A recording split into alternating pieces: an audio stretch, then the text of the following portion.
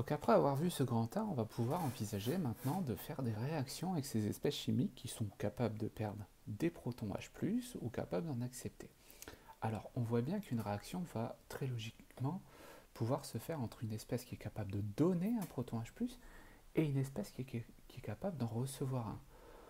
Comme j'ai déjà dit avec un groupe, c'est un petit peu comme ce qui se passe sur le Bon Coin. Si vous vendez un canapé sur le Bon Coin, vous allez chercher quelqu'un qui va être susceptible de l'acheter, d'accord? Et vous n'allez pas chercher quelqu'un qui va vendre aussi un canapé. Vous allez a priori pas faire affaire ensemble.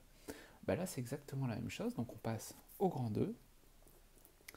Et dans le grand 2 petit a, on va voir en fait les couples mis en jeu lorsque l'on parle de réaction acido-basique.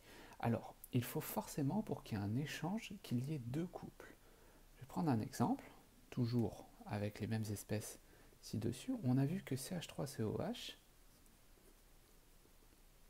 était associé à la base CH3CO-, donc là c'est l'acide, c'est la base, hein, ce qui est noté juste au-dessus.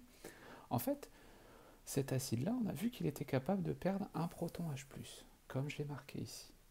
Ce proton H+, il va donc être dans le milieu, et on pourrait envisager que la base H- récupère ce proton H+, pour former H2O. Bah, regardez ce qu'on va faire. L'acide CH3COH va donc pouvoir échanger un proton avec HO-. Lui va en libérer, elle va accepter le proton. Voilà pour cette première, ce petit A. Donc, en fait, lorsqu'on va parler de réaction acido-basique, il faudra toujours écrire les couples acide-base, premier couple, deuxième couple, acide-base, et entourer les espèces qui vont réagir.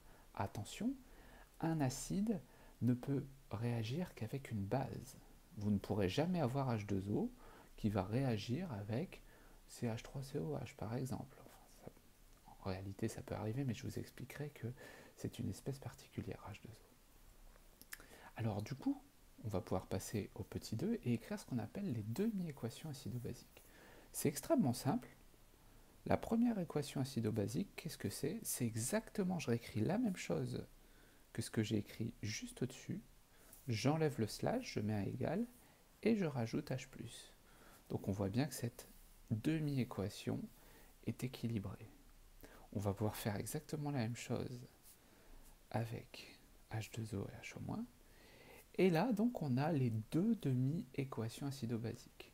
Ok? Alors, concernant maintenant le petit 3, lorsqu'on a ces deux demi-équations acido-basiques, ou ces deux couples, hein, on va pouvoir les faire réagir. Ben, regardez, c'est extrêmement simple. Cet acide va réagir avec cette base, donc je vais les écrire du côté des réactifs. Pour donner quoi? Pour donner ce qui n'est pas entouré, H2O et CH3CO-. Et voilà, on a une équation acido-basique entre un acide et une base. Évidemment, on va former la base conjuguée au premier acide et l'acide conjugué à la première base. Voilà concernant ces réactions acido-basiques. Vous voyez, c'est relativement simple. Il faut maintenant un petit peu s'entraîner. Alors, pour vous entraîner, je vais simplement proposer un petit exemple.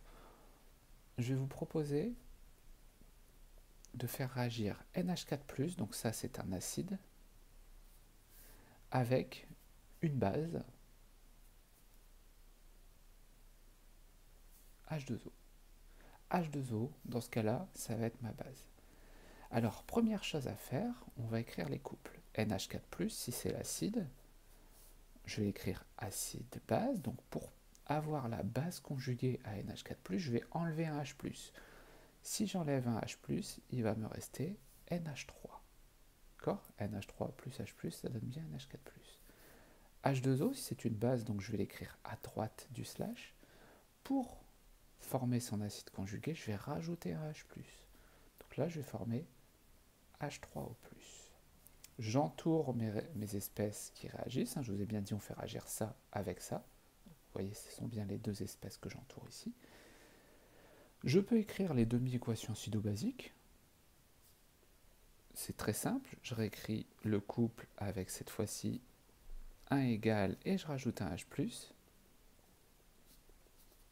Donc je réécris exactement la même chose, vous voyez, donc ça c'est les équations acido-basiques, les demi-équations acido-basiques. Et pour l'équation de réaction, je vais écrire ça plus ça donne ça plus ça. Donc NH4 plus H2O égale H3O plus NH3. Et voilà pour l'équation acido-basique. Évidemment, on pourrait faire beaucoup d'autres exemples. Ce sera évidemment vu en exercice.